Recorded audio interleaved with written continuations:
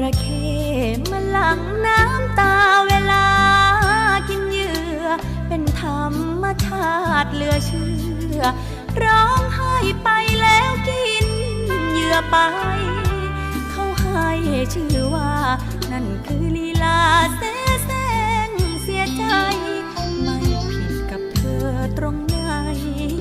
ในนาทีที่บอกลาฉัน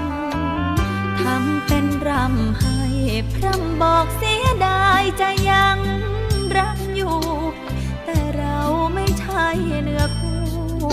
ช้ำหน้าดูที่ลากัน